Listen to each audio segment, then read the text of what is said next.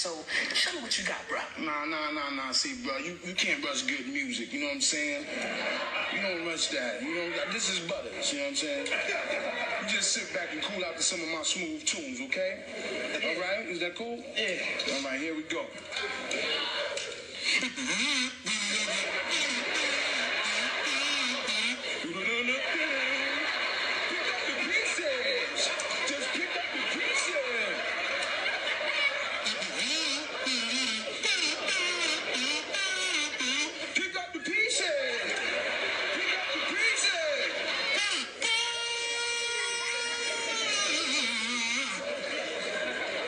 So what's up, Chief? Tell me where I sign at, because a brother like me think it's time to get paid.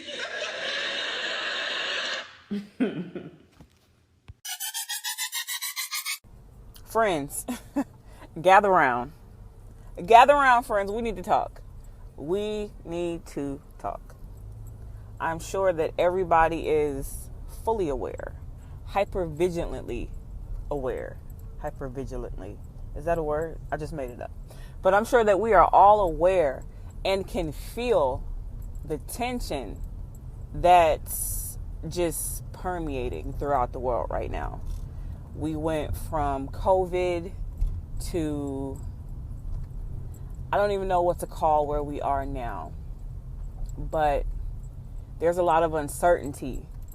There's a lot of anger, anxiety, fear, a lot of uncomfortable emotions that are swirling around in the world right now. What do we do with that?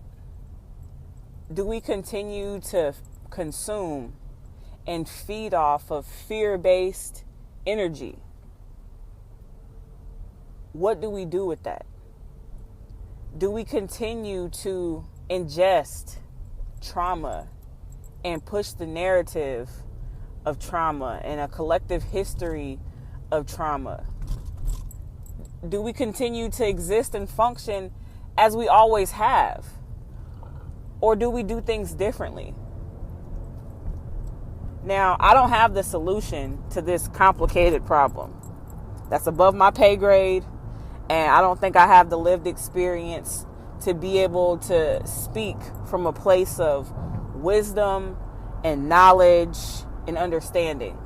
But what I will say is that regardless as to where you stand regarding injustice, racism, and all the societal issues that we're plagued with, I think pointing a finger is counterproductive. And I think it starts with ourselves. We have to be the change that we want to see in the world. And maybe all of this is happening here and now to signal that the system is broken and it's broken us as a people.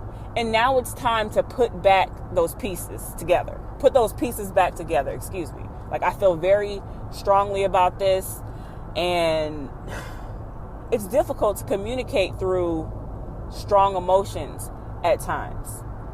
And I think that's why we have to employ our logic. We have to employ rationale, and we have to take care of ourselves so that we're able to manage the discomfort associated with strong emotions and move forward proactively. Pointing fingers doesn't change anything. It doesn't fix anything. And it puts us in a position to where it's an us against them type of mentality. And it's not. We all want the same things fundamentally. We all have the same needs fundamentally.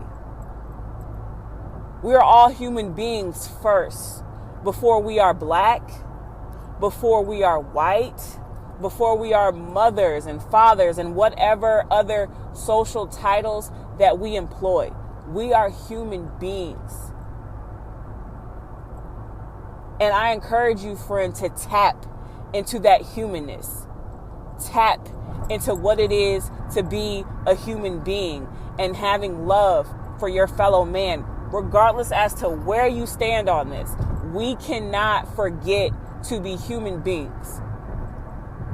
And with all that's going on, the polarizing effects of that, it is very easy to lose sight of that. It is very easy to get caught up in emotional contagion and be triggered and act out verbally and physically and allow the media to manipulate this narrative in a way that makes it divisive, in a way that things become divisive and uncomfortable for everybody.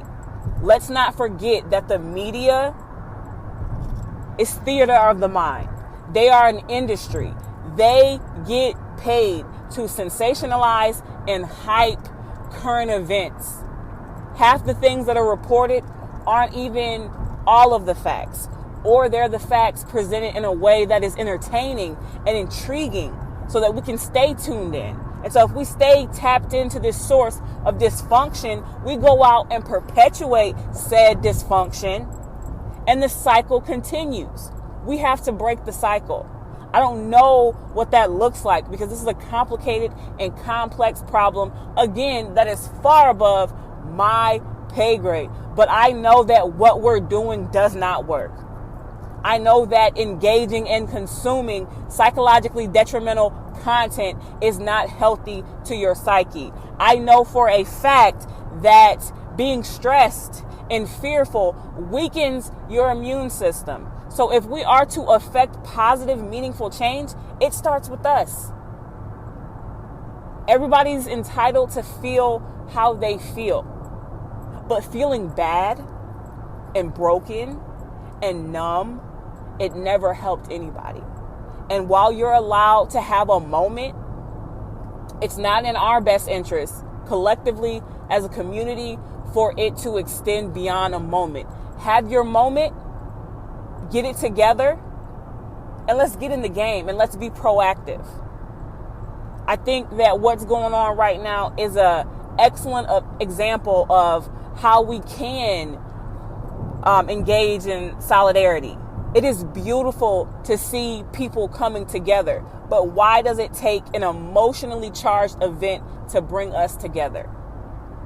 How about we keep this same energy, this same momentum in a positive way and really affect meaningful and lasting change and collective healing for everyone, for the sake of this next generation?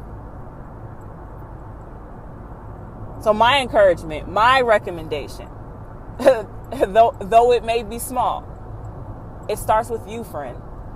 It starts with you taking care of yourself so that we then collectively can take care of each other. It starts with leading with love, because it's a shame to become the very thing that you hate or that you're protesting against. We're all in this together, and it's really important not to lose sight of that, regardless as to where you stand.